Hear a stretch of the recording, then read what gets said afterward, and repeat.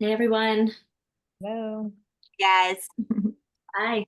Taylor has back to school night in exactly 1 hour. So I'm gonna rearrange the schedule a little bit just to make sure she gets to see a piece of it that she really wanted to see.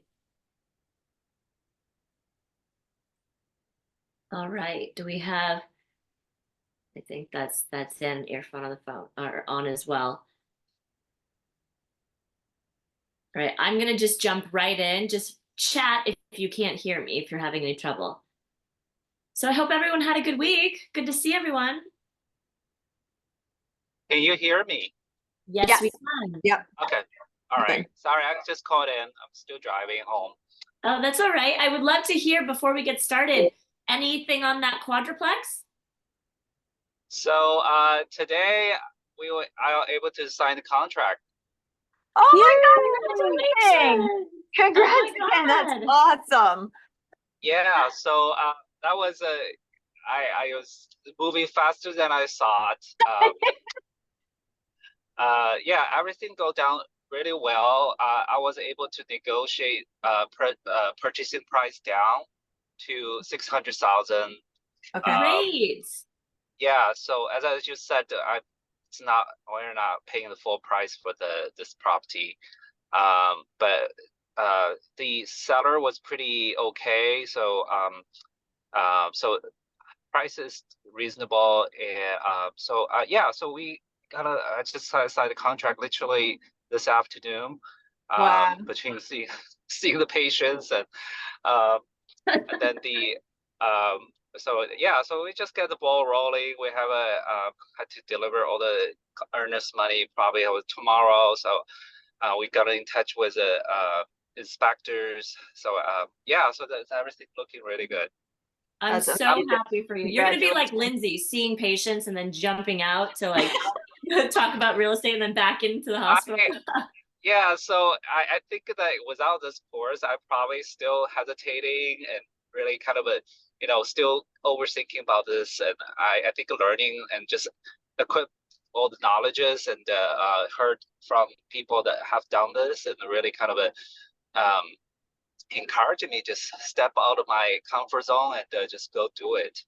Oh, that's amazing. And 600,000 is a great price, and within a year, you're going to be able to refinance and Yeah. improve your cash flow. I mean, this is going to Right. be such a great, and the population growth in the area. I'm so happy for you. Like, Yeah. this is your kid's 529. Right. Yeah. Congrats. All Yeah, right. that's huge. That's awesome. Yeah. So that was a whole week been working on this, but finally we were able to close it. Well, during your inspections period, especially if you have any questions, reach out to Lindsay and I, because this is the critical time. You have to make Yeah. sure you get all your answers, because the moment your money goes hard and you remove inspection contingency, you can't back out. You're in, unless Yeah. you want to lose It's the gonna go fast between the appraisal, the inspection, everything. I mean, what do you have a 45-day due diligence? I think it's an option day is 12 day, and then remember the end of the December is supposed to be the closing day, like final closing day.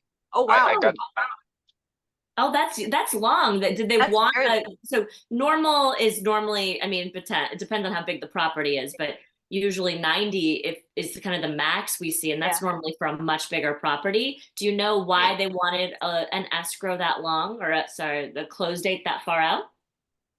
I probably had to check the specific day again. I just want to make sure I'm state the things correctly. But I remember the option day is about 12 day, which is like I had to complete all the inspections and get the loan ready. I mean, the loans probably get ready. I had to go back to check the specific day. I may not state exactly the correct information Well, here. feel free to email us the contract if Yeah, you want us we to can take a Okay. look and like confirm Yes. anything for you.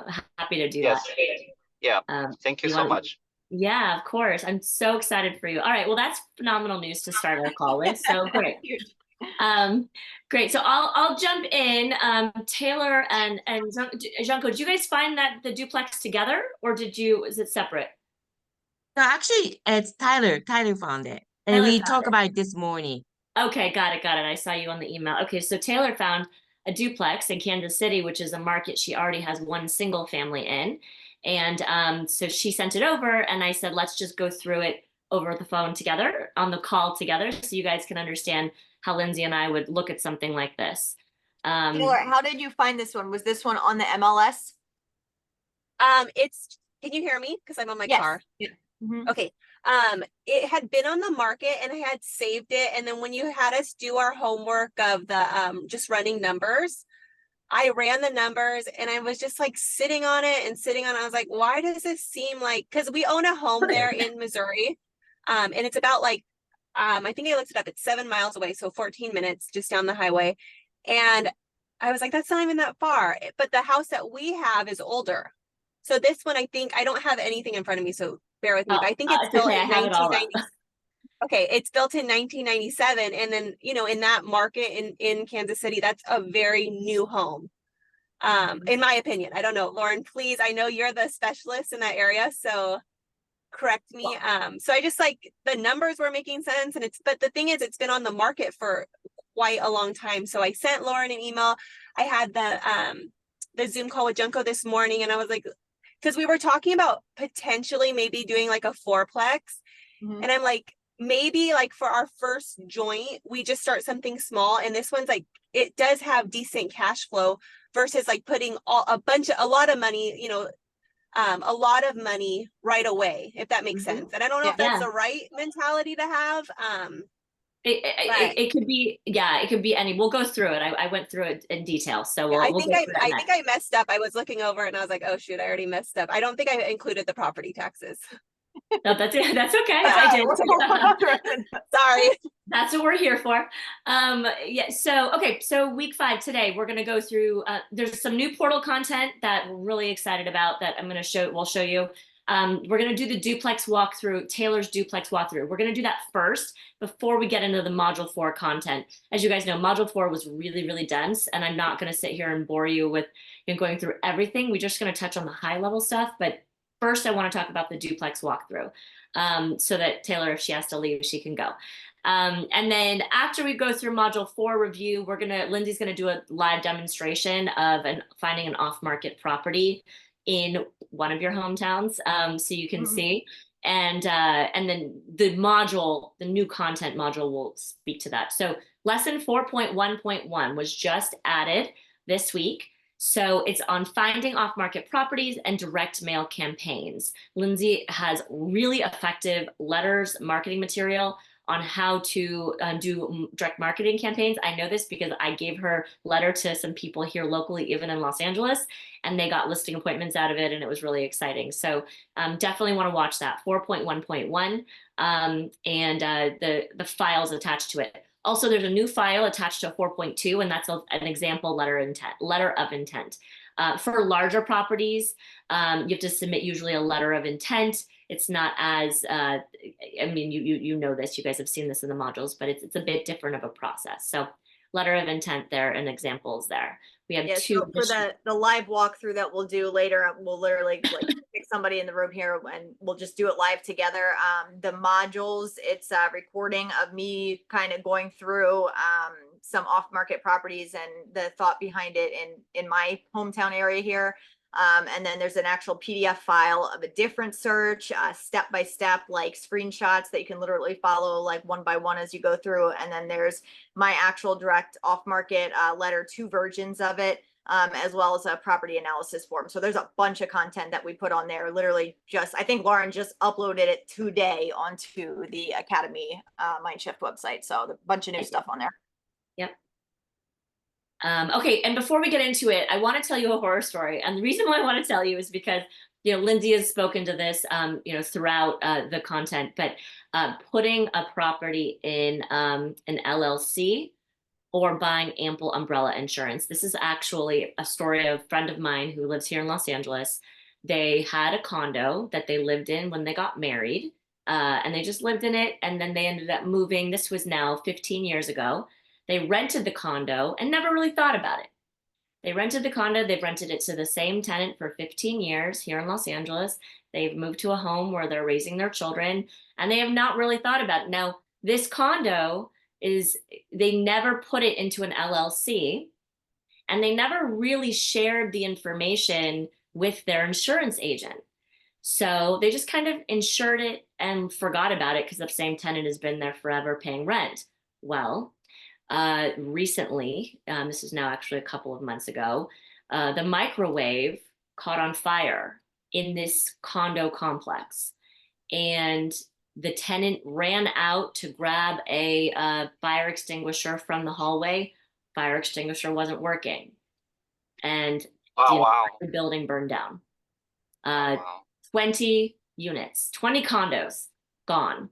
And now they didn't own it in an LLC, and they are being sued by every single owner in that complex. And unfortunately, my friend is actually pretty financially well off, and every attorney in town knows that. So it's now they're being served on a daily basis by owners of in this condo complex. Now, they also didn't have ample umbrella insurance. Now, if you're going to own something in your own name, which, you know, you can talk to some attorneys that say, well, if you own a single family home in your own name, it's fine.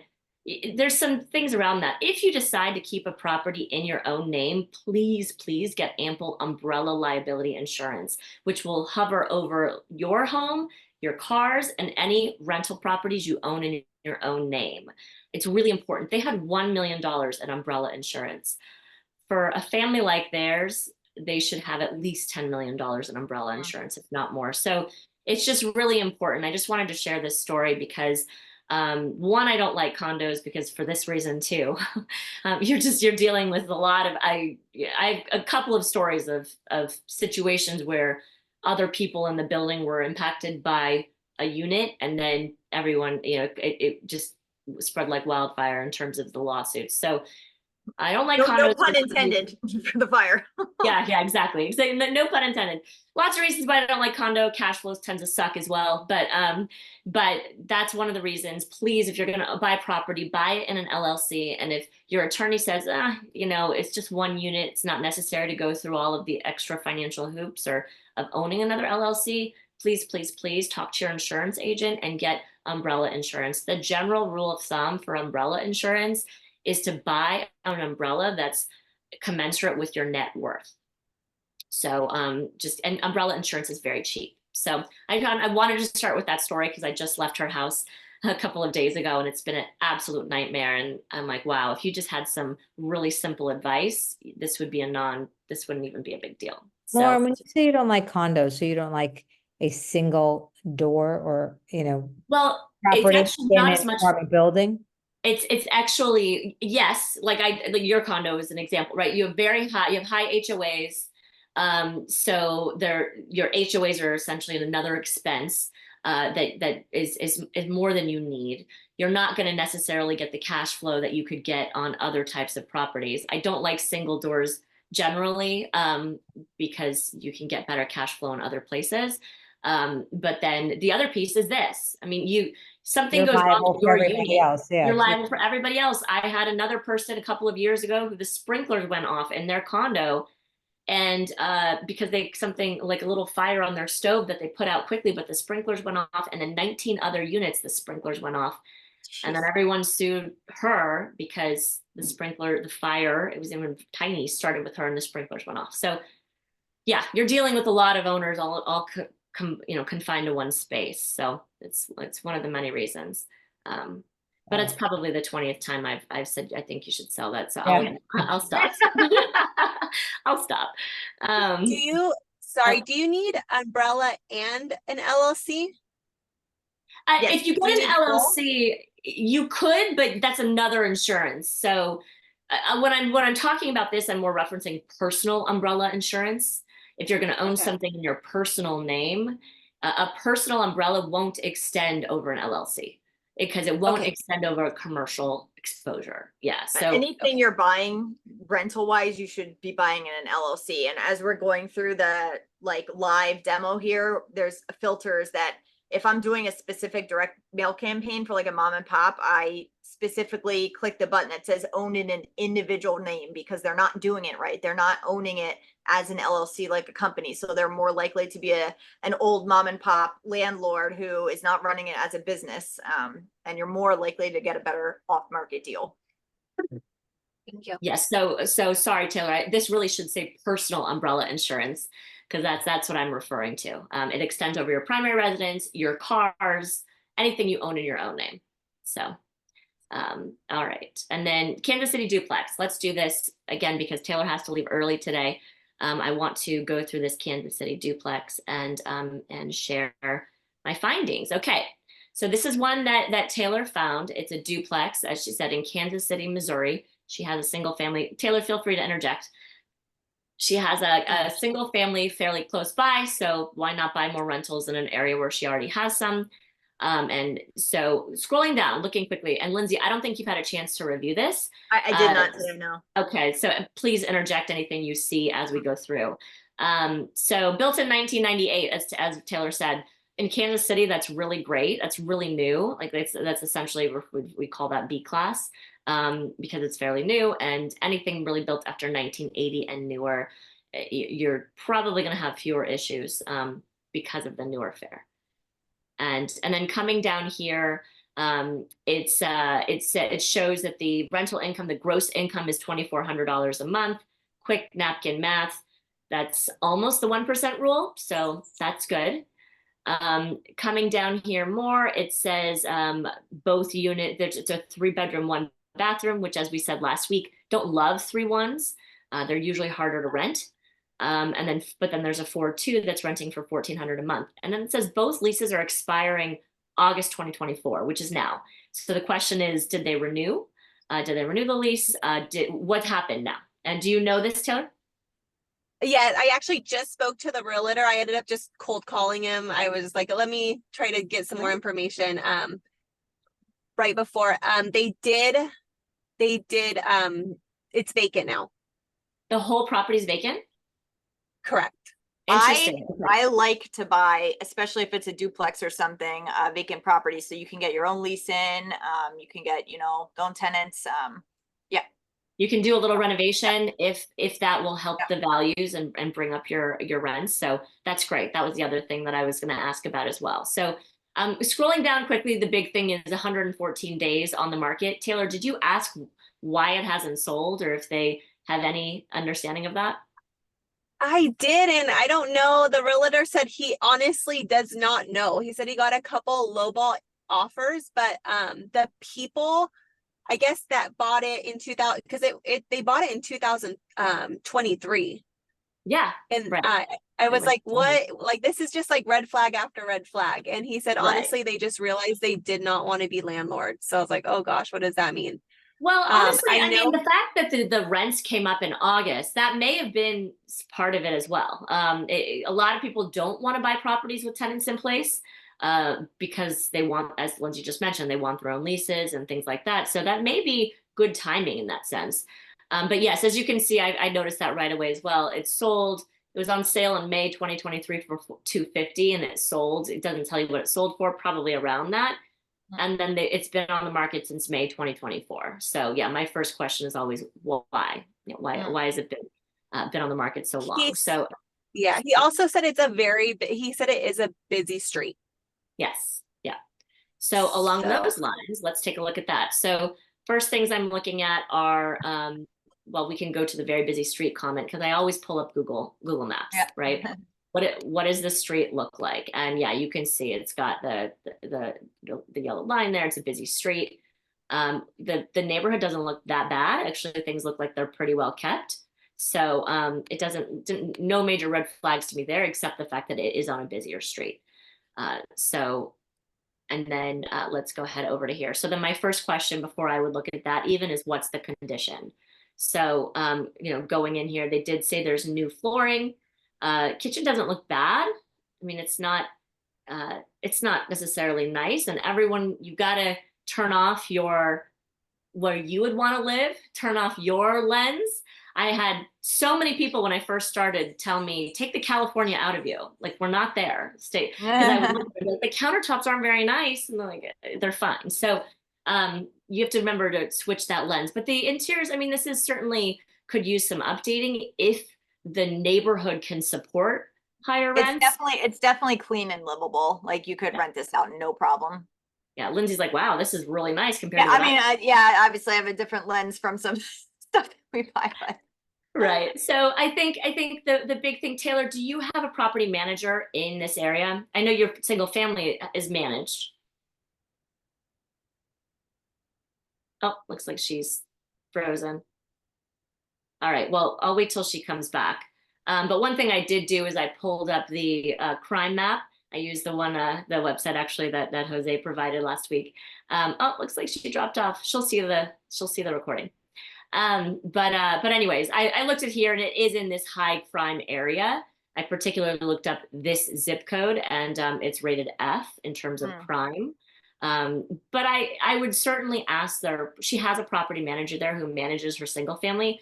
I would ask certain pockets kind of get blanketed. This is done by zip code, but certain pockets of certain zip codes could be okay. So I would ask the property manager about this particular property and see what they think about the area and then what they think rents could be. So, but we'll get to that in a moment. So the other thing I look at is just the map in general. It's got some retail, some restaurants nearby. Looks to be close to a couple of major roads, so that's good as well. And again, we already looked at this. So let's go ahead and just open up where I would, my first reaction would be, oh, there he is. Oh, it was in. Hi. Okay, so we're looking at the duplex. She said 1998 Class B, things I'd look at. Gross rents 2,400, almost the 1% rule. Each unit is separately metered for electricity. That's great. That way the tenants are paying their own electricity and they're commensurate with their usage. That's great. New flooring and appliances. Again, the crime, oh, Taylor's back. The crime rate's higher than I'd like to see, and the schools aren't great. So because it's a 3-bedroom and a 4-bedroom, you might get young families in here. I'm so sorry. You might get young families in here, and the fact that the schools have such low ratings may impact your rent. I'm sorry, could you take over, Lindsay? oh yeah, that's fine. I'm actually looking at the prop finder on this property here and some of the initial underwriting here. So here, can you share the screen? Oh, Lauren's gone. Here, hold on. Can I share the screen from my side? Maybe not. Captions. I think Lauren has to give me access to share the screen here. So I'm just looking up. So I went to rentometer.com while Lauren was talking here. And for that address, a 4-bed, 2-bath. And like, again, on the listing, it says it's rented for $1,400 right now. The average in that area is $1,528. So you're looking at least $125 rent bump on the 4-2. And the average for a 3-bed, 1-bath is $1,212. So you're looking at probably a $200 rent bump there. So your net rent should be around $2,700. And as soon as Lauren gets back, I have the actual property up here on Rentometer. I have so. Can you hear me? Sorry, my Yeah. phone actually overheated. I don't know Oh. what happened before, but when you look at Rentometer, Yep. do you like, and you said a Yeah, I 4-2, gave you do you have access. to Oh, you did? Okay. do you have to lower it a little bit because it's a duplex or an apartment No, you don't. Nope. Okay. Where did Rentometer versus go? like a single family? No. No. So, oh, I closed the Rentometer tab because I went over here. Yeah. So like I said, just so you guys can write that down, 1,528 is for the 4-2 and 1,212 is the average for a 3-1. So let me go over to, where's my prop finder screen? Can you guys see my screen? Yes. Okay. The prop finder here. Okay, so let me make this bigger. So this is the property on prop finder. So yeah, you can see that's the exact picture. It looks like this is probably before, that was from 2018. Like it looks better now, right? Like the grass is overgrown here. So from whoever bought it in 2018, they definitely did work. It's owned, yeah, so you can see 1 year, 1 month here, financed. So this is interesting. It says owner occupied. So the owner, this Ben Hartley guy, probably lives in one side. Yeah, ownership information. So he's living here. So the owner is on one side of this duplex. It says building condition is excellent. You can go over to mortgage and property here. So he has a loan on it for 240 right now. So my guess is he's not going to go lower than that. So he, and his estimated 6.57. So it's listed at, what was it, 254,900, Taylor? Yes, I think, and then I talked to the realtor today and he gave me that exact, he's like, I don't think he would go lower than 240. Yeah, just well, to that's, walk away yeah, with it. exactly. So like, Yeah. you don't even need like the realtor. Once you guys, and everybody should get access to this prop finder. I mean, Michael and I use it every single day, especially if you're going to be wanting to be on the active side and not just passive. We're constantly stocking houses and use prop finder all the time to look up all this information. It looks like MLS, public record, tax information. So obviously you can get it from the broker, but if you're doing off market or, you know, targeting certain houses, obviously it's not going to be on the MLS. So this is where you can come over and get all your property tax information and everything. So it looks like 245. And this is great too. This will even show comparables. So you can click this comparable and it'll bring up other like single families, other duplexes, like when it was sold, the amount that it's sold. So like literally you can do all your own market research too, just from this prop finder, which is great. And Lindsay, what site is that or what? so this is all this the new modules that were uploaded just today. So I Okay. recorded Module 4.1.1. Okay. and 4.2 is where you put like the LOI and stuff too, right? Yep. Yeah, but that doesn't have specifically to do with prop finder. So there's PDFs, there's a video, and then we can walk through a specific property search later. But yeah, you can get a bunch of information. Lauren, did you underwrite this for them, or I did, yes. I'm going to Okay, stop sharing. all right. I Oh, apologize. okay. I had to jump off. So Oh, can no you worries. stop Okay. sharing, Yeah, Lindsay, yeah. and then I'll go in. Okay, go ahead. Yeah. Oh, stop share. There we go.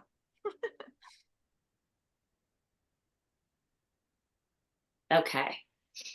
So here's where I went in with the numbers, and I mean, this is at, again, I just used our cash flow calculator. I did not use Michael's more robust underwriting tool, so I just threw it in here. But at the current rents 2,400, which as Lindsay just said are under market, you're looking at a purchase price if you paid their asking price. Coming down here now, without seeing the T12 and knowing all the expenses, I kind of just guessed on some of them. So that would be something you'd want to know if you were to move forward. Yep. And then your down payment, closing cost, your loan amount is 190. So the debt service at a 6.4% interest rate. And Zane, you actually might want to ask your mortgage broker to look up rates now. I know you had gotten, I think they gave you 6.8, but rates have come down since then. Yeah. So you may want to ask them to re-pull current rates, and let's talk about it. Don't buy down because rates are in a free fall. So I don't want to and spend if any you money if like you that. go to certain local banks, they'll do like the 5-year treasury and stuff too, and they'll lock it in just like 5 days before closing. And we all anticipate rates to be dropping over the next year continuously. So Especially if you're not that's good closing for until- everybody on this call. Exactly. And Zan too, if you're not closing until later this year, especially if that's the case.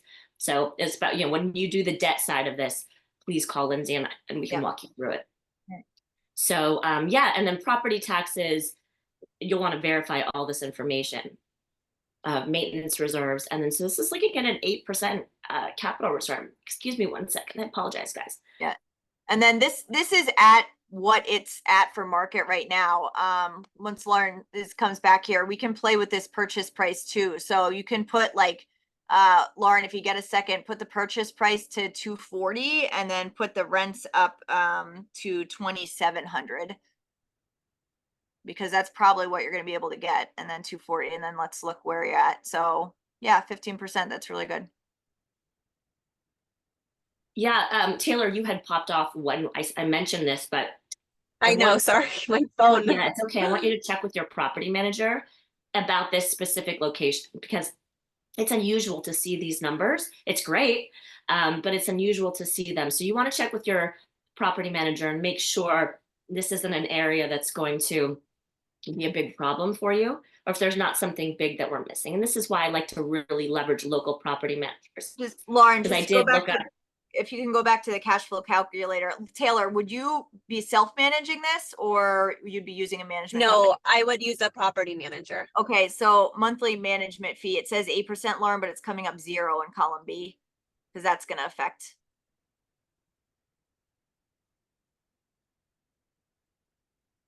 There you go.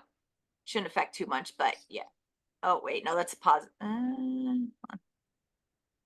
There you go. There you go. still very good for this Yeah. market. Yep. I know. I'm just so curious on why. I asked him and he said it's a busy street. And I said, I just want to be honest with you. Like, do you think he's like, we would rent, or do you think I would have trouble finding renters? And he said, I have more calls for renters than sellers right now. So, I I don't know if mean, he's just trying- remember what we just did on the prop finder, the guy lives there, right? So when you are playing landlord next to your tenant, it's different. So maybe he's like, I don't want to live on the busy street. It's himself living there. He's a primary owner in this home, right? So a rental is probably going to be great for 2 people, but if he's living next to these tenants, maybe he just realized I don't want to be a landlord, or Yeah. I don't want to live next to my tenant.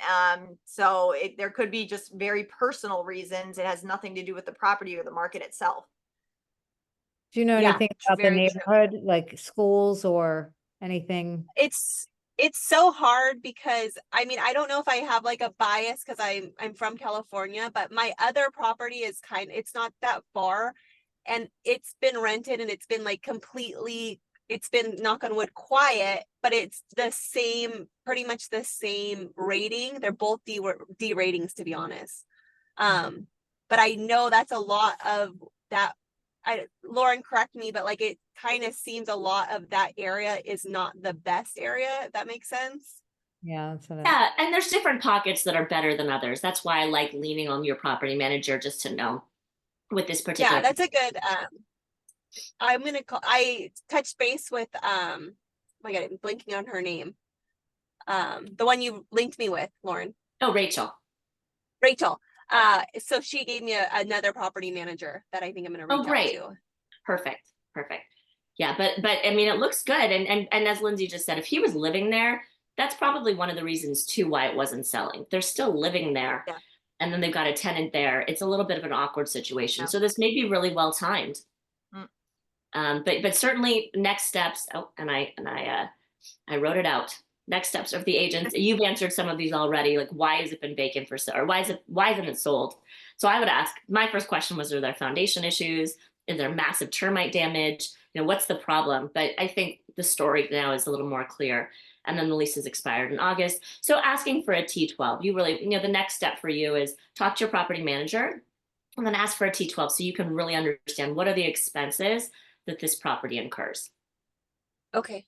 And then this is such a personal question, but like, would that be something you guys like this return? Would that be something like that's acceptable for you guys, Lauren and So Lindsay? me personally, no. We're going to look at a 6 unit in Kingston tomorrow. Well, so sorry, very close to where we live. And we're actually, last week I mentioned the 60 unit. We're going to look at the 60 unit too. And we have our appraisal on the 5. It's like a whole day of real estate tomorrow. For me and my market here in like Pennsylvania and Luzerne County, we can get much, much higher cash flow for nice duplexes for lower than that price. For But lower. again, that's me personally. That doesn't mean like this is a great deal compared to where Lauren could get in California, right? It's not only where I all can get. very, I subjective. underwrite. Yeah, I underwrite in many markets. I think this is a very nice return. I mean, yes, Lindsay looks for very specific type of deals, obviously, and there's as you know, there's all sorts of like high velocity deals, things like that. But when you're just looking at something where you can just plant and slowly grow, I mean, you're not going to get this return in most other investments. So you're not going to get 11% yeah, I mean, this is not bad by any means. I think this is definitely worth more phone calls to dig a little bit. And again, knowing like on Prop Finder that the mortgage is 240. He's probably not going to take negative equity on that unless he gets really Yeah. like, shit out of luck. So But this interest rate is going to go down in the next couple of years, so you're going to improve the cash flow there, and rents steadily rise. So yeah, it will appreciate just naturally, 3% to 4% a year. So yeah. most investments are not paying 11% annualized. So so it's like I said, I like it. Just need a little more information. So like I said, contact your property manager, ask them their opinion of the area, and then what they think the actual rents are. Like, and ask them if I were to buy this and you were to manage it, what rents could you get me? Okay, thank you. Thank you for doing that. Yeah, of course. Any other questions on this? Okay, all right. Let's keep going. Okay, module 4. I guess let me just ask you, because I want to be respectful of everybody's time. Would you guys like to start with going through Lindsay doing like a tutorial on finding off-market properties on Prop Finder, or do you want to go through some of the multifamily material first? Which, does anyone have a preference? Lindsay's going through the property. Prop Finder, I think. Yes, agreed. Okay. Has everybody had a chance to get through the module 4 material? Yeah, okay. So at least, I mean, yeah, we can go through that at the end, but yeah, if anybody needs to drop off then, because we always go over on these calls. So that's fine. We have to do the Prop Finder. So I just before we jump into that, Erica, I know you had particular questions on IRR. I'm actually going to do a little special lesson on that because it's a little more complicated, and I know I think Liza, I think you may have mentioned it as well. Yeah. So I'm like, you know what, I'm going to do that separately, and I'll have that lesson ready for everybody next week as well. So just that, and then there's going to be some more content. No problem. All right, Lindsay, you want to? Yep, absolutely. Okay, can I share here? There we go. You guys can see the screen again? The Prop Finder? Yeah, yep. Okay. All right, so it's propfinderonline.com. Again, there's a bunch of videos and PDFs and everything explaining this more. And on Prop Finder itself, they have tons of modules and videos of their website and other in-depth tutorials that you can use too, which is free with it. This costs about $45 to $50 a month. Like I said, Michael and I, since we are active and we're always looking at properties, it is absolutely worth this price to us. We use it every single day. So in order to get access to this, I think there might be like a short free trial version for people. At least there used to be before we did the paid version. But obviously to get into this Prop Finder online, you'll have to get a login. So guys, I know a lot of people who share their Prop Finder accounts. So if that's something that you want to do. I mean, we do a lot of searches, but even with that, we still have searches left too. So, I mean, later offline, if anybody wants to reach out, we can, go through it together too. So, this is probably set up. Yeah. So this is actually set up for like where I live. This is literally like my, I don't want to say hometown, but primary home area in Luzerne County in Wilkes-Barre here. So, who wants to give me a county or town to look at? Whoever says it first out loud. We'll do theirs. Tennessee. What is it? Clarksville, Tennessee. Clarksville, Tennessee. All right. So when you log in, it's going to come to this landing page. It knows my history, so it brings me here. But anybody else, it's just going to go to like a map of the United States. So you're going to come up here to this enter county city zip. So you can literally do it by property address. So like, that's what I did. I had literally typed in this property address. So you're going to click on it. This is how I got to that property that we were just looking at with Taylor. You click the property and it's going to come up here. But if you don't have a specific property and you just want to look at a town or county, you can type in like Luzerne County. Reading, PA is one of the ones I was doing earlier today. That's the PDF version that's now up on our website. But so you said Clarksville, correct? Yes. Clarksville, Tennessee. So there we go. So you're going to click on Clarksville, Tennessee. So it's going to bring you up to whatever area you're looking at. You can zoom out here. So it's going to bring up any property that's in this area. So in Clarksville, Tennessee, you come over to this right side, there are 78,091 properties in Clarksville, Tennessee. And this includes everything. This will include single family homes, duplexes, multifamily. This will include industrial, land, anything. So lots and lots of properties. So when I'm doing a direct mail campaign or search, it'll depend on what I'm targeting. We have looked at single family homes in pre-foreclosures that people have wanted to do just flips on and remodel and sell it. For ourselves, we have looked at everything from duplexes that are owned in individual names to we had exhausted those at one point. So then we were looking at multifamily garden apartments, 5+, and we had to expand to people in their LLCs. This gets fun and addicting when you start playing with it, honestly, because there are so many ways to like skin a cat, as you say, that you can play around with this. So we're in Clarksville, Tennessee. You'll go over to this filter button here.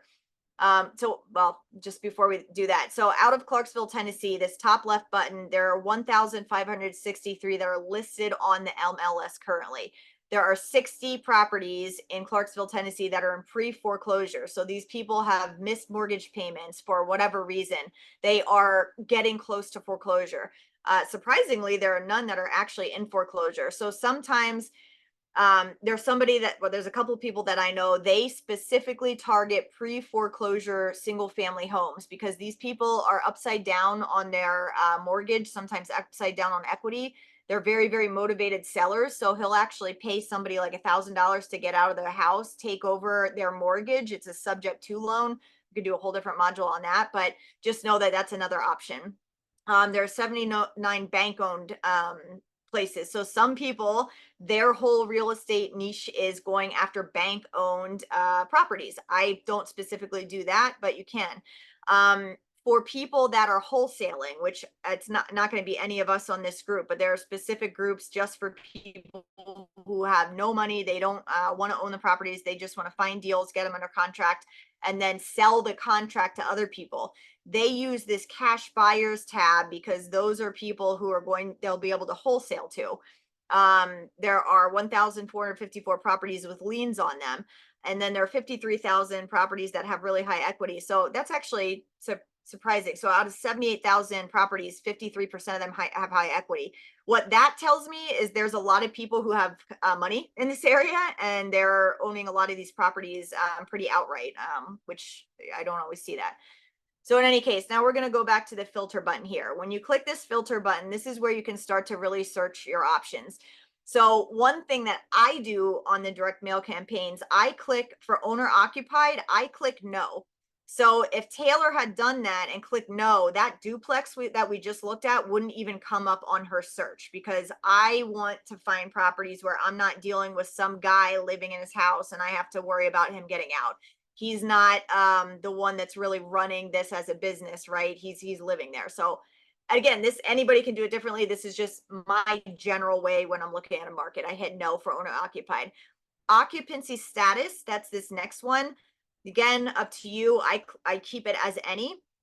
Property characteristics. This is where you can start to kind of have more fun. So there's a lot of buttons over here. Lauren, she's made it very clear that she likes the 3-bedroom, 2-bath. To me, I don't care nearly as much about that. I know we can kind of rent anything out no matter what. So I don't filter that. If you have a specific build, like you don't want to buy anything that was built before 2010, whatever, this is where you can start doing your stuff. I leave mine pretty broad. So property classifications, if you come over here, if you're just looking for land, if you're just looking for commercial, just looking for residential, you can click this. I'm just going to leave this blank for now. Property types is one that I'm pretty much always going to be clicking and searching for. So over here, would you rather look for multifamily 2 to 4 or more multifamily 5+? 2 to 4. 2 to 4. Okay. So remember, this is still multifamily, but when you are getting your bank financing, it's going to be appraised based on comparables, not the net operating income. Okay. The multifamily 5+ is when it's going to be considered quote commercial and they're going to appraise it on your net operating income, not just the appraisal. So we'll do 2 to 4 multifamily. Wow. Surprisingly, there's no 2 to 4 multifamily. That is very, very, very surprising. Interesting. Huh. Do they have any 5+? How is that even possible? Well, apparently there are no multifamily, and I do this all the time. That's very, very, very rare to have something that no search results are coming up. Well, you're kind of shit out of luck here for your multifamily 2 to 4 units in this area. That's very, very surprising. And we didn't even get out down to the bottom part where you start putting ownership info here. So let's, do you know I what? looked at duplexes in Clarksville, so Yeah, that's that's very strange. very weird. I wonder if this is just a glitch. Condos. Any.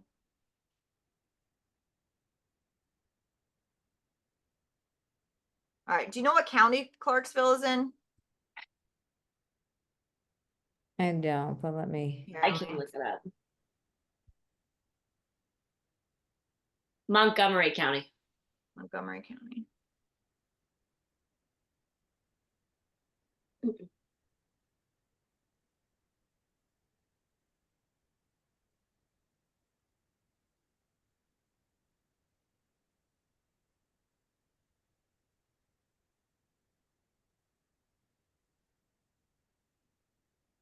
Yeah, something must be going on here. I was just using this to do some of these earlier and try another one. sorry, I picked a bad market. No, it's just very odd because Berks County. I know they have a lot of single families, which I've been, but yeah, the past week or two, I haven't come across any multifamily, but I didn't really search. Yeah, but it shouldn't matter. Yes, that I don't know. That is so weird because so this is like Berks County, PA. So this is my like hometown county, not where I live now. But so yeah, Berks County, so let's filter it down to not, I mean, yeah, that's so weird. Like 2,598. Like this is much more typical of 2 to 4 units. That's bizarre. I don't know. Something's going on. What? Well, is there another town or county or something? I don't want to just pick Berks County because I was already looking in that earlier today. Junko, you want to throw something out? You want to look at Bucks County? Yeah, Bucks County, PA.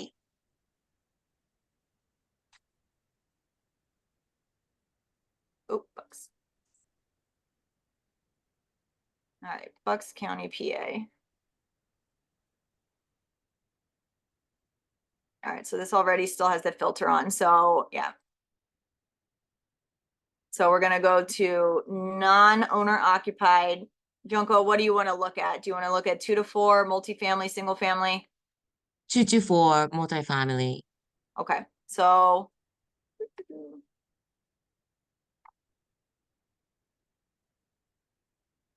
no multifamily 2 to 4. MLS status, to me, I leave this as any.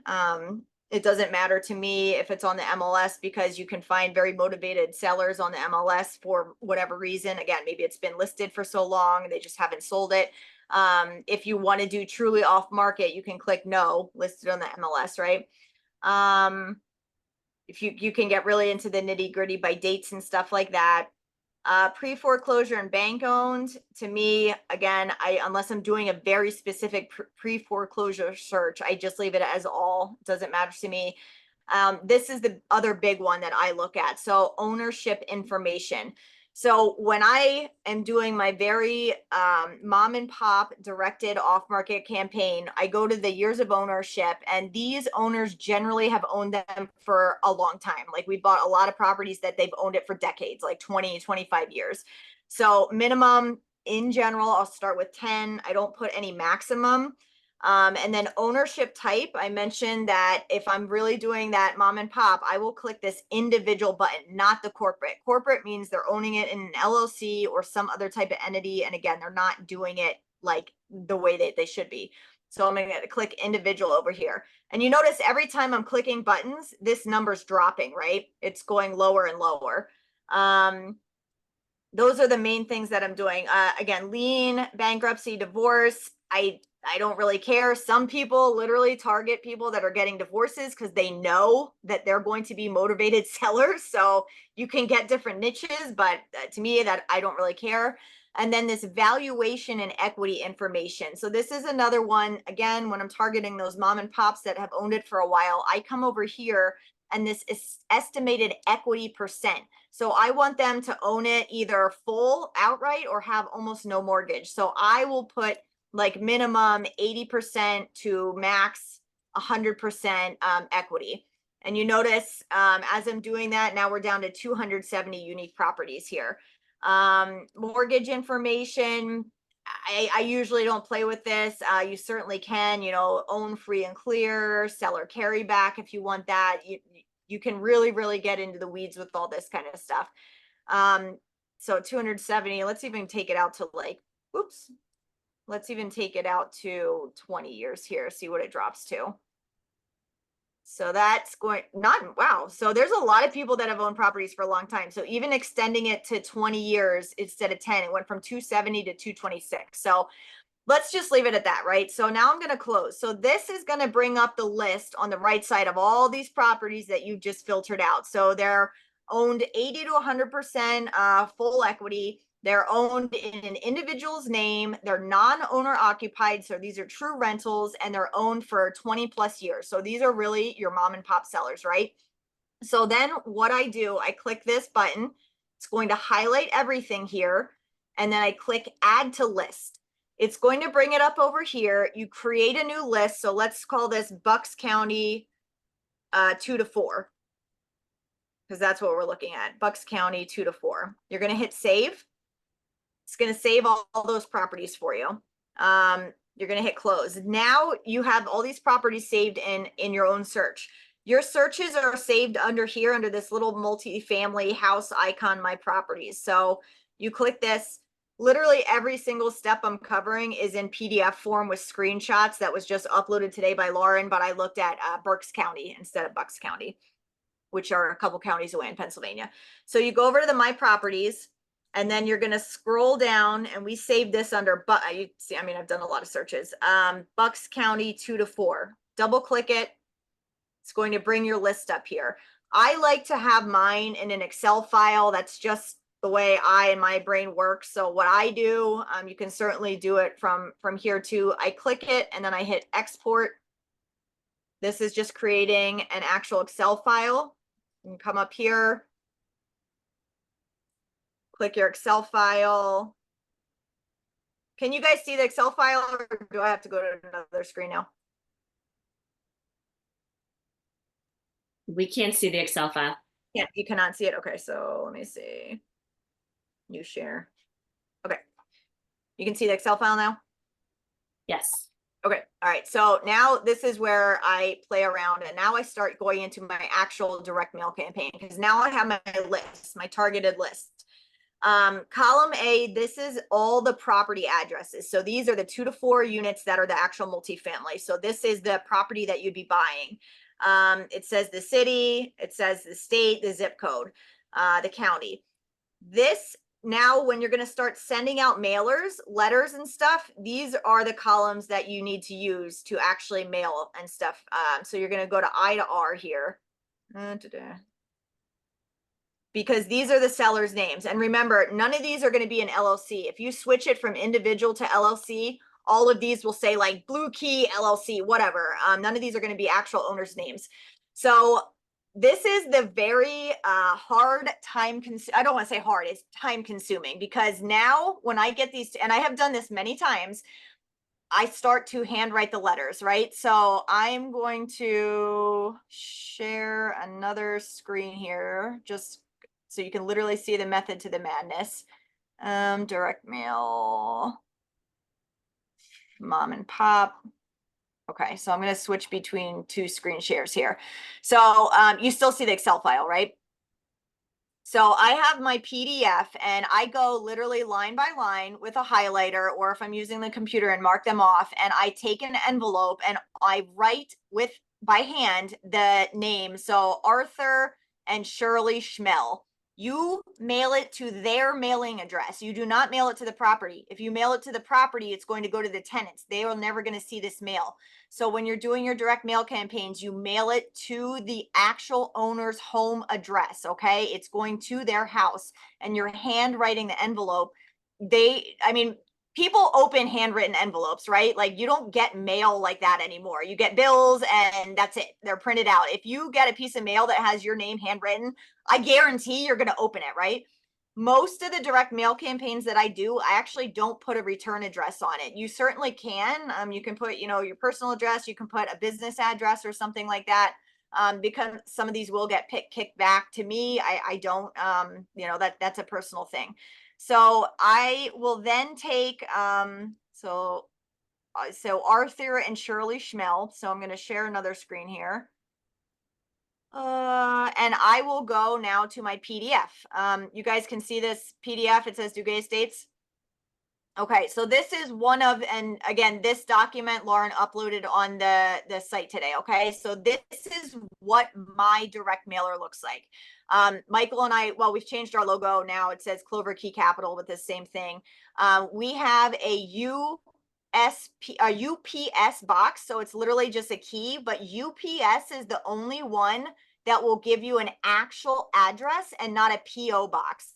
And sometimes for certain things, you can't even mail stuff to a PO box. So we pay $125 a year for this actual physical address, which is 62 Dallas Shopping Center in Dallas, PA. We use Open Phone. We pay $10 for a month for an app that gives us a separate business phone number. Okay.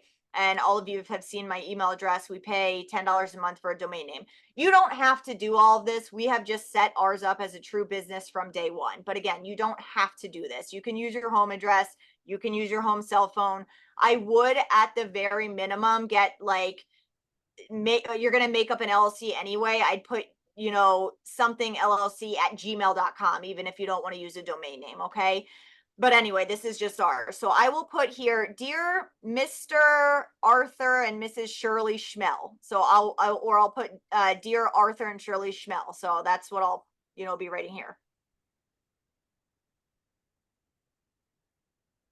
My name is Lindsay. I'm a local investor in Luzerne County. If I'm targeting Bucks, I might even say, they don't have to know Bucks or Berks. My husband, Michael, and I have been looking at additional multifamily properties to buy in the area. And your property caught our attention and then the property is 112 West Main Street in Percy, PA. I know Percy. My ex used to live there. I've been there a lot in college.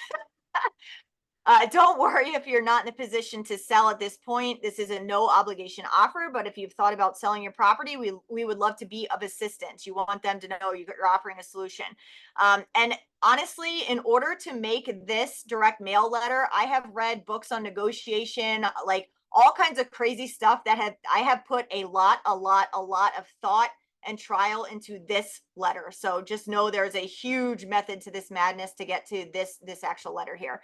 How would you feel if you could receive an offer on your property, have the property bought as is, no repairs on your end, no realtor fees? Most people are interested in saving substantial money by selling off market, quick closing, and an easy transaction. We can buy cash or even as a lease option or seller financing, which is tax savings for you. Some people don't even understand that, they can be the bank, which is great. We've only had one person that has agreed to that, but I always like to offer it. Your information is kept private. We do not speak to current tenants. That's, these old mom and pop sellers, they get kind of scared and turned off. So you want to let them know you're not going to be like knocking on the door and scaring their tenants, right? If you would consider selling your property and are open-minded about receiving an offer, then please reach out to us in one of the below ways. So you can call and text me. We used to say you can fill out the enclosed form regarding your property and send it back to us. That form is also now on the Academy website. However, no one has ever sent that form back to us. So just to, save an extra couple cents, we've stopped doing that. We have our DuguayEstates.com, my offer today. Obviously, none of you will have that, so you can take that away. So what you guys could say at the beginning is call or text me or email me.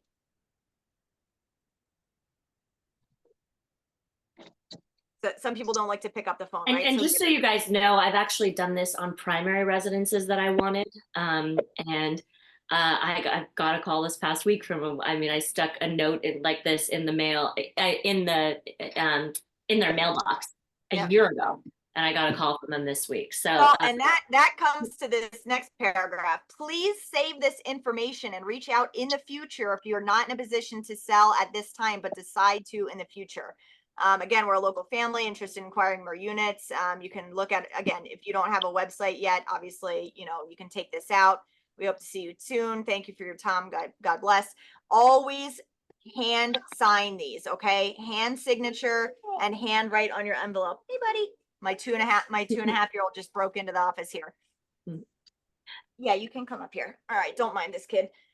So this is the direct mail campaign, right? So again, this is time consuming. So then I'll print this out, I'll stuff in the envelope. I now have my 7-year-old that is stamping and stuffing my envelopes because, everybody has to work in this house. So if you have somebody else that can help you with this, that's great. A lot of times I'll just be doing this as like the one time I put a trash TV show on in the background, just kind of, it's mindless activity, right? You just want to make sure that the name and the address match the envelope you're putting it into. So just be careful of that, okay? Other than that, let me just go back to this for a second. So literally I'll go line by line. Again, this will usually take me like a good 6 hours to send them all out, but we have bought properties. It only takes one, guys. It takes one good off-market property to do this. So for me, doing this over a 6-hour period, the return on investment is absolutely worth this for us. So what questions do you guys have about that? I have a question. Yeah. So Hold on. you- Luca, can you close the door, please? Thank you. Yeah. Okay. Sorry. Getting the kids out of the door. so this is like you sell 200 something like letter every Mhm. single person without seeing the property. Yes. Yeah. I mean, Okay, now good. there are some times like Michael and I will be driving down the road or we'll be like at my mom's house and we're like, oh, like that's a multifamily property, but the grass is growing in the yard. So we back up the car, we write the address down, we come home, we go to Prop Finder, and we'll send out just a letter to that house. But when I'm in my mood where I want to like really buy a property and I just don't have any leads, I'll sit down, I'll make a big list, and I'll spend a day doing this and sending them out. And then if you get, let's say if you get like some callback or something, Mhm. you look at the property and it just happened like, oh, maybe this is not like right one. Oh, yeah. I mean, we get that all the time. I mean, if we send out 200 letters, we might get like 10 to 15 responses. At least 5 of those are going to be absolute trash. Like somebody's going to be like, oh, yeah, I want $500,000 for my duplex. It's like, okay, well, no, that's not worth it at Yeah. all. And so that property evaluation form that I said we don't send out in these envelopes anymore. When I get a call back, I always put it in front of me and I'm asking the questions with the seller. I'm like, okay, well, how many bedrooms, how many baths, how many units, what are your property taxes? Again, that paper is up there on the website, but I'll ask them and then I'll say, okay, I will get back to you either by the end of the day or by tomorrow with an offer. You want to make sure that you're not wasting your time or their time. So then, again, you don't need to use that synthesis tool that Michael and I use. You can use Lauren's very easy Excel cash flow calculator and just put in the numbers. It'll give you a fair offer price. And then you reach back out and yeah. And we always give them at least 2 offers. So we'll say, this is what we can do for like a cash offer. This is what we can do if it's traditional financing. And I personally like to do, this is what we can do if it's seller financing too. A lot of times you can offer the seller a little bit higher price if they're financing at a very low interest rate.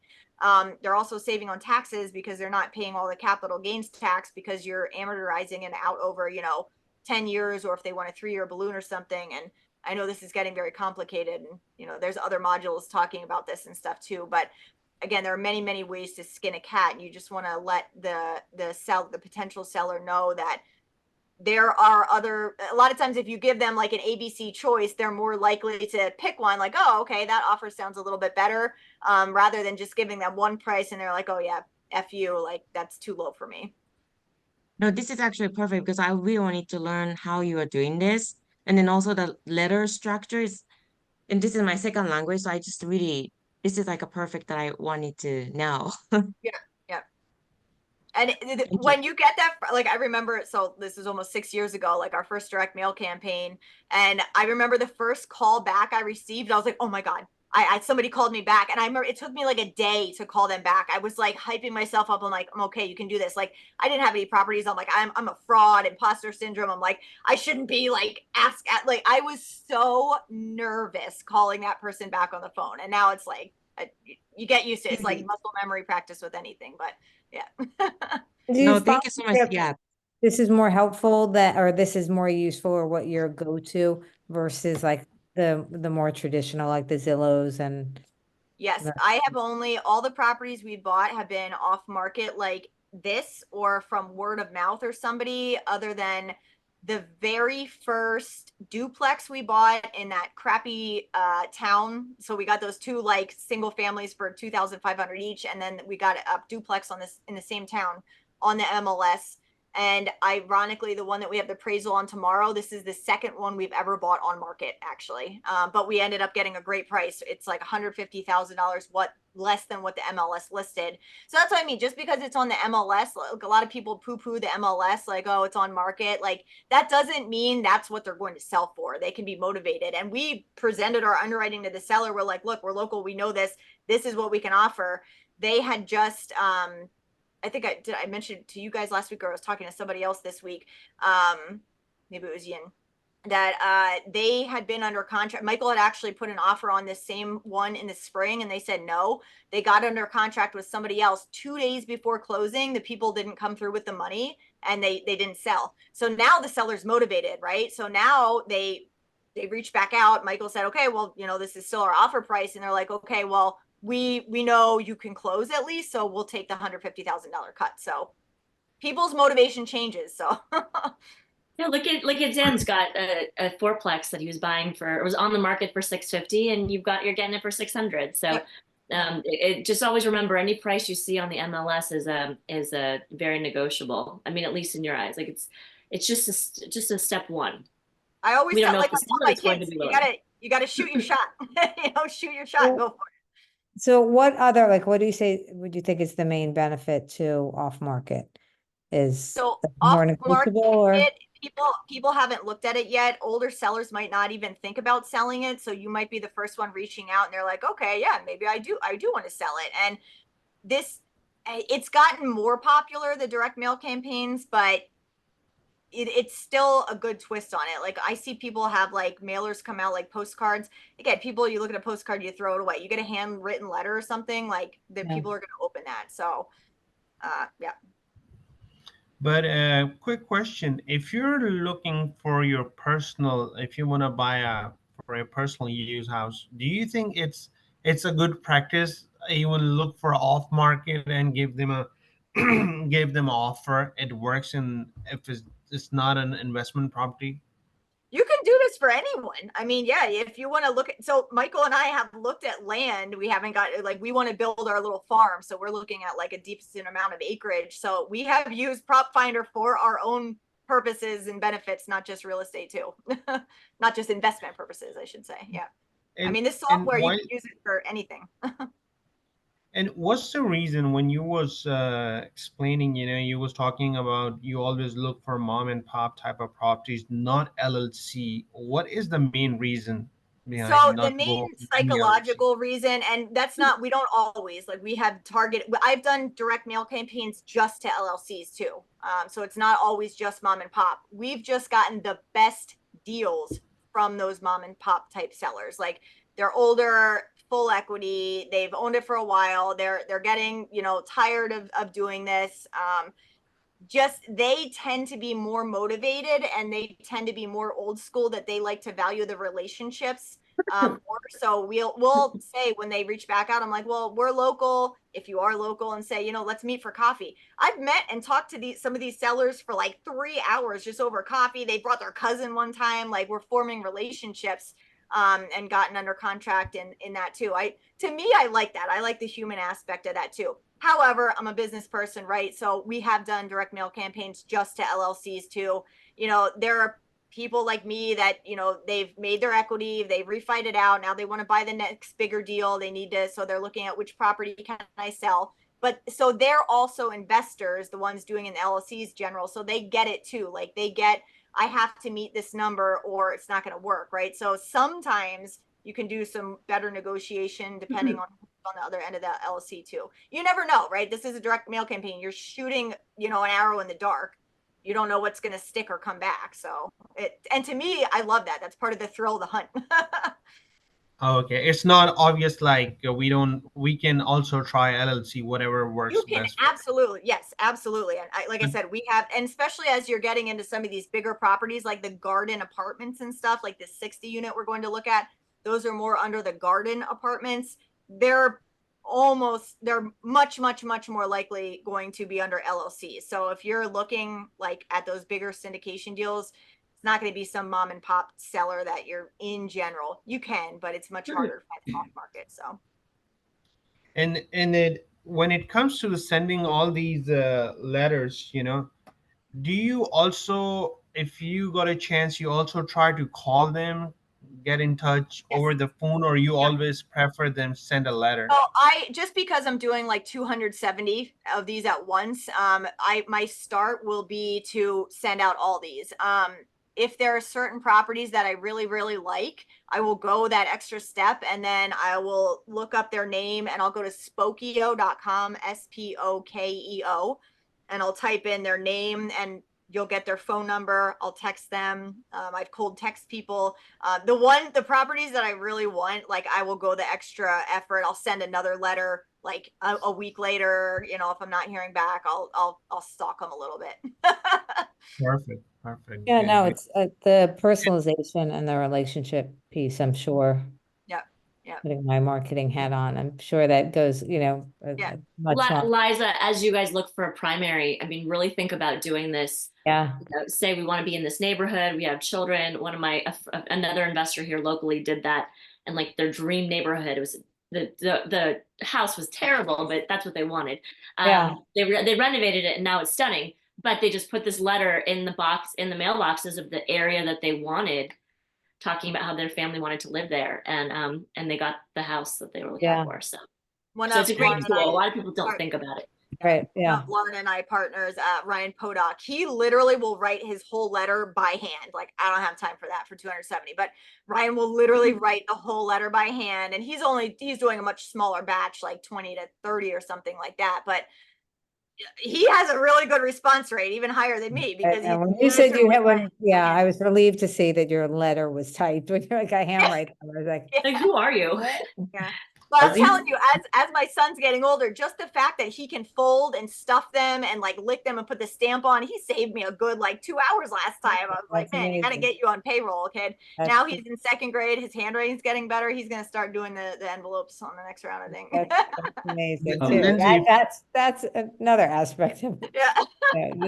definitely a bonus there. Lindsay, if you don't Is it- mind sharing your sample letter with us on the email, that's possible. Yeah, I can put it on the email. It's on the website, but yeah, I can definitely do It's also uploaded on module 4.1.1. Oh, 4.1. Zan actually just said something. He said, sorry, there's no Oh. 4.1 section. I got it. I think Oh, yeah, okay. I just saw the Lindsay- chat pop up. yeah. Okay. Yeah, so I already fine. So I just for sending out so many mails, letters, do you just doing by your own, or you're having some kind of service to help you to So do? there are paid services. I just do them on my own. This is Okay. kind of, like I said, the somewhat mindless work where I can just listen to TV and just kind of go line by line and just multitask a little bit. To me, I don't mind it. Certainly you don't have to do this. There are definitely paid services that can do it for you. The other thing, because and this sounds like so ridiculous because I drop like, so much money on real estate, but everything adds up, right? So I will literally go to eBay and buy like 10 rolls, like big rolls of stamps, and they're like half off. So like when I know I have a direct mail coming up, or there's literally like stamps.com and they're like 50% off. Yeah. So my husband's drawer, like I'll go and I'll buy like a couple thousand stamps at a time, and just to save some money, just Right.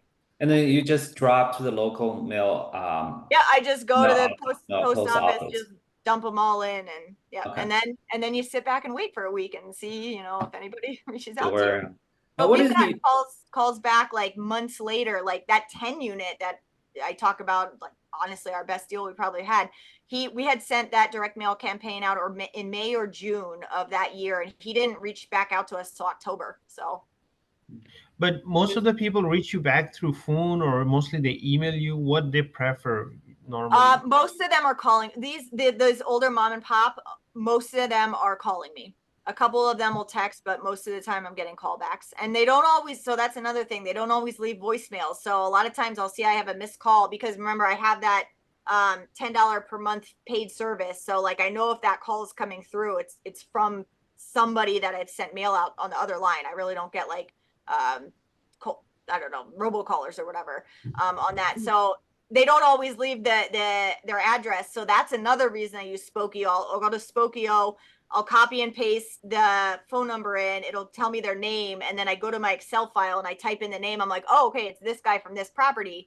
So when I call them back, I'm like, hey, sorry I missed your call. It looks like you were calling me about your property at Madison Street in Percy or whatever. So yeah.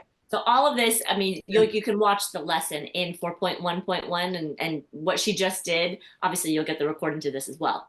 But 4.1.1 will also have it too, as well as the file. So And if you have any questions on it, of course, reach out. and quick question, as you just mentioned, you use like $10 phone service, like that specific number, like kind of a Google Voice number, Yeah, so and it transferred it's called openphone.com. open phone, and it No, transferred to your I cell didn't phone. talk too much about Spokio or this on the module, so I'm gonna have to do another part of it for the next classes and stuff. But yeah, it's called openphone.com. It's an app on your phone.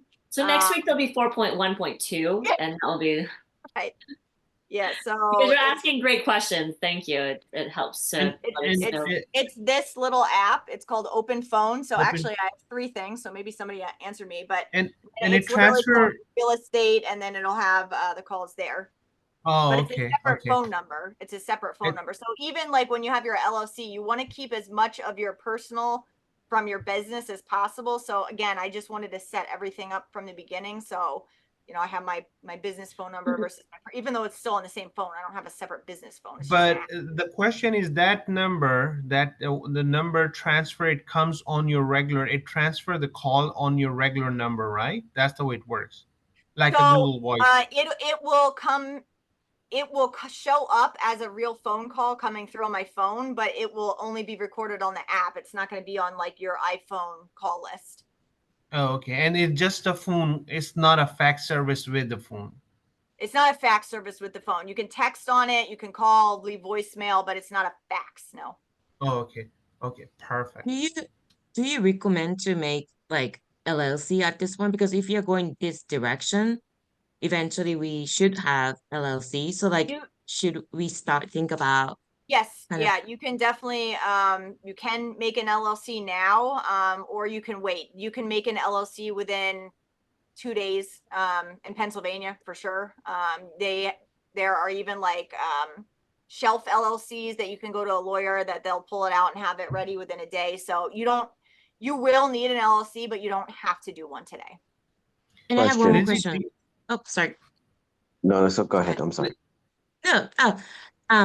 So you said like earlier, like for PA, you expect a little bit more return. Like Yeah. what would you expect in a PA, like when you look for some property, like what your expectation of like return? So when we're looking very local in our market, we'll go like our price per door too. And like Lauren, you heard Chris Jackson talk about his door price in Kansas City and stuff all the time on the syndications that we do. But I mean, we're in general looking for at least like 2%. But again, we live in a very cash flow heavy positive area, which is really, really good. But that doesn't mean that meeting the 1% rule or that like, Duplex you and Taylor are looking at is bad by any means. Like it is cash flowing. It's absolutely fine. So don't take like just because that's what I'm doing. Like I'm very aggressive in the numbers that I want. But like there are very, very good deals out there that they don't have to be as Yeah, tight. Lindsay's very aggressive. Most people will sing over an 11% cash on Yeah, cash. so Lauren, yeah, exactly.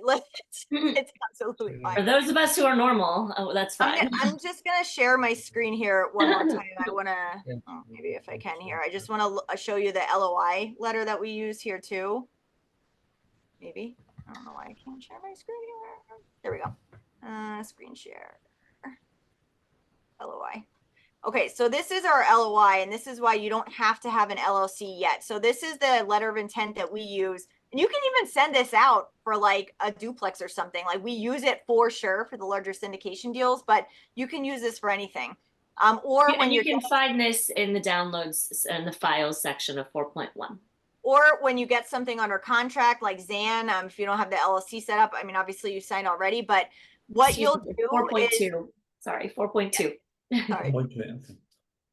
You'll have so your name. So if you don't have an LLC set up yet, your LOI or your contract with your realtor, it'll say like Zan Pan and or assigns new LLC being formed for entity acquisition, and the address. So we always put this because even for like our business ones, like we use our Clover Key Capital, Duguay Estates, all these other LLCs, we'll pick any of our LLCs and then put and or assigns. So wholesalers will do this if they know they're getting it under contract and they're selling a contract, and we'll do this knowing that we're going to create a new LLC and we just don't have it formed yet. So this is an important thing to be cognizant as you do contracts in the future, your name or LLC and or assigns.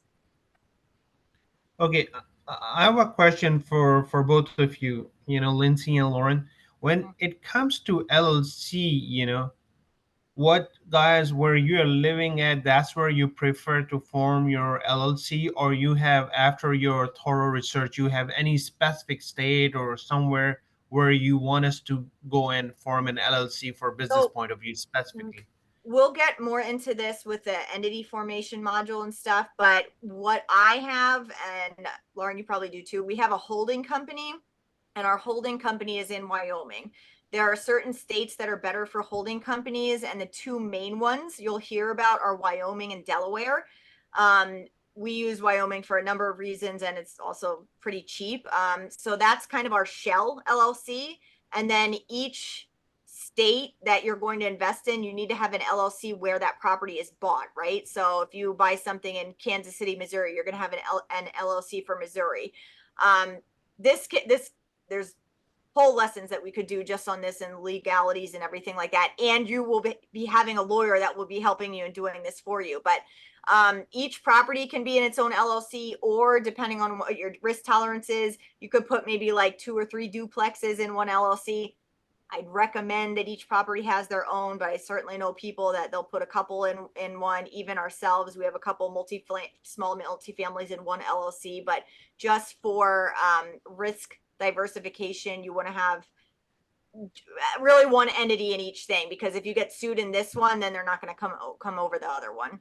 This mean what you prefer, you want an LLC for each and every property separately, right? You create a preferred. You don't have to, because remember, each LLC then has to have its own bank account too, and your bookkeeping needs to be great from the beginning, because it gets just so you know, I have my 3 single families are all in the same LLC. Yeah, and like I said, Michael and I, we have several multifamilies in the same LLC, so now you don't have to.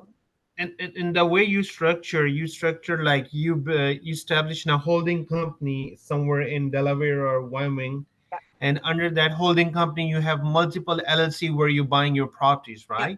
Yep. Oh, okay. And the holding company is really a shell company. It doesn't have money. So if somebody sues your Percy PA LLC, then they'll have to go after whatever you have in Wyoming, but there's nothing. It's a pass-through entity is what they call it. So again, this is very complicated and way more than what we need to get into for the rest of the lesson today. I don't want this to stifle you. You can build this out, as you grow. Yeah. A lot of people get overwhelmed. I've had people just sit because they don't know what entity to do, and then don't take action. This will be okay. There will be more guidance on this in the future. Perfect. And we're gonna talk about in future modules later on. Yeah, module 6 has a section on Six. legal Oh, entity. okay. Yeah. Because I have two LLCs in Texas. That's for my specifically for my business, for my software company I run, you know. But the quick question is, we're gonna establish because I have never established a holding company. Now that's something new, and you have any reference who can we use to establish in a holding company, right? Yep. You Yep. Okay, and you was also referring the term T12. I'm assuming that's 12 months time period. That's what it Yep. means, right? Yep. Yeah, T12. And the reason you want to get the whole full year, the trailing T12 is it, but you just shorten it to say T12 is because if you're only looking at the expenses in the summer and the owner is paying the heat, you're missing the whole like gas bills in the winter, which could be 5 times what they are in the summer. So you really want to get the whole 12 years expenses to get a picture, a really holistic picture of the property. And a lot of website you mentioned a lot of different websites, in your previous module. I figured out since I'm in Kuwait, I'm very restricted. That can only be used if I'm in States, and I try to do it. And Interesting. yeah, I can't reach a lot of stuff from sitting here. And and I'm waiting to be back and try to put my hands on, because there's a lot of learning I'm missing because just of not able to use it. That stinks. Question: Well, What about? go ahead, Sorry, Sophie. go ahead. Go ahead. What Well, what if you use a VPN? You could try to use a VPN and maybe put yourself as your IP address in the States. Try that. I'm on defense installation, and I'm very restricted in a lot of terms, and for some reason, I'm using their internet all the time. It's very restricted here, I'm so sorry. I tried my best, I have a VPN, but it was not even working. Huh. It may be worth. I don't know how involved your wife is, but her sending you some things to look at too. That may be helpful. But I did want to. Well, let's back up. Are there any more questions on what Lindsay was speaking about? Okay. All right. Well, I just wanted to make a general statement too that bear in mind that if you're feeling like you want to have a strategy call, Lindsay and I are available. I had a great strategy call with Erica this past weekend, and we really ironed out where she should be focused because there's so many directions to go, and based on her particular situation, we were like, all right, it's clear now we can go. And so I think I just want to again throw that out if any of you guys want. Liza, we've had a couple calls too. And if any of you, if you want to have a strategy call, if you're feeling like there's you want some assistance with direction, just please reach out to us. Lauren, that's definitely one of the things already put down. But because before I try to engage you, I try to complete my homework. And that's what I was thinking when I will be back, because I want to be, I want to educate myself before I'm going to be with you and Lindsay on the call. Yeah. And I already put it down, all that stuff, but I want to use all these websites before I'm going to engage you. And that's what happened. We're here. There's in November, Yeah, when I will be God back. willing, we're not going anywhere. So yeah. Thank you. I'm keep writing. Keep taking my notes so I can engage you guys. You're I'm showing up every week, even though it's like 3 a.m. or whatever over there. So exactly. you're showing dedication. Yeah, that's good. And so you're from the Houston area, and Zen, you're also from the Houston area, right? Is that yes? Yes. Okay. There's a really fantastic meetup. If you want to, especially now that you're going to be buying their 4+. Yeah.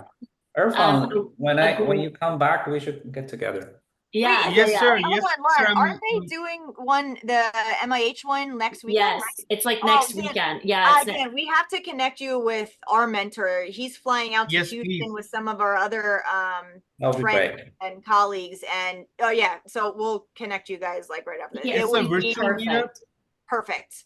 What'd you say, Irma? It's called Deals and Dollars. It's people that we know and we're personally friends with, and they host a monthly meetup. It just so happens that this monthly meetup in September is with like really high level people that are flying all over the country to go to that specific one just for that month. So Yeah, and that it's would be free. really It's fun. free. So I'll, Yeah. as soon as we get off, I'll email you Yeah. both. Yeah. And I don't know, That's Irfan, I great. know you can't go, Yeah. but I don't know if your wife is interested, but it really is a great event. Oh, Yeah. okay. It's not a virtual I thing. went to It's in person. I went to local meetup with a local one of the bigger pocket meetup Nice. local group once. I'm probably the least knowledge one, but I feel that's great. So I can learn from Doesn't them. matter. You just get in the room. That's, I'm glad you mentioned that. Yeah, this would be, if you can make it to the one next week, this would be awesome, Dan. And just go around and say you know us, and we're Hey, you know, Lindsay and Lauren, everyone in the room will be like, all right, yeah. Yeah. I just name dropping here and there. Yeah, so- Yeah, exactly. We'll make you a shirt. Make you a shirt. Right. But Can we yeah, get pictures absolutely. while I know Taylor, we dropped off. I just forget about it. Oh my God. Do you want to grab a picture? But and we do have something that we're hosting in New York in early November. So Liz, I sent you the information. Jose, I would we'll chat. I don't know if you'd be interested in coming to something like that. It's going to be in New York City. And what Yeah. myself and one of my big partners, Robert Musso, we're hosting a 3-day event in Pennsylvania, in Philly, Allentown area. It's the weekend before Thanksgiving. So if anybody is interested, it's going to be a 3-day event that Junko, you better be there. You're local. Yeah. So that could be, we're in the planning stages of that. It should be really awesome. We're going to do some property tours, tons of education, some really fun stuff we're planning. And Lindsay and Lauren, do you also happen to have anything in Texas? Like, I don't have any What- investment properties in any- Texas. okay, any workshops, any something? Never? We know a lot of people that do have investment in Texas. So again, we know connections in any state. So we can definitely But no connect with people that, No meetup, no workshopping around in Texas, right? not Have you that ever? I'm hosting or Lauren's hosting. Again, we have some friends that are But like that Deals and Dollars one is fantastic. We'll email you both after this. Thank you. Thank you. And Dan, keep us updated on your fourplex. Again, congratulations for being under contract. It's awesome. Yeah, I'm gonna send the contract for you guys to review. Great. Yeah. Send it over. And yeah, let's take a picture. I know we missed Jose, but no, we didn't miss Jose. We missed Taylor. Taylor. But, Jose, are you able to jump off for a moment? If not, he's got a nice picture. I look Just very unpleasant right now. It's Totally fine. fine. All right, ready? 1, 2, 3.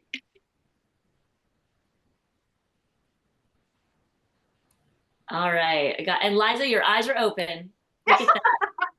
Success.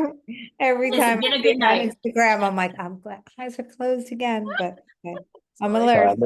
I'm like listening and cutting my own hair at the same time, so I'm just covered full of like fur. It looks like a dog. I gave my husband a haircut Been like really- yesterday. So. I gave my husband a haircut and then I took a mole off of his neck later. I'm like, man, I saved you so much time and money in the last hour instead of going to a real dermatologist and barber. Lindsay, the list keeps growing. You definitely don't sleep. You do not sleep. I know It's Lauren didn't ridiculous. sleep. You really don't. No, she really doesn't. All right, guys, you have a really great night, a really great call. So I'll be emailing thanks, a guys. recording after this. Any questions? You also have our calendars, like DM us. We're happy to get on. Like we really want to help And if everyone you get guys to that next have step. any other suggestions about how to, better use your time, again, we want you to get education out of this. So if there's something that we're talking about too much or not enough, or you don't, set up suggestions, please let us know. Like, this is your time. Like, we want to use this as best as we can for you guys. Thank you, guys. It's lovely Thank talking you. to you. Thank you. Have a good night. Thank you. Take care. Take care. Have a good one.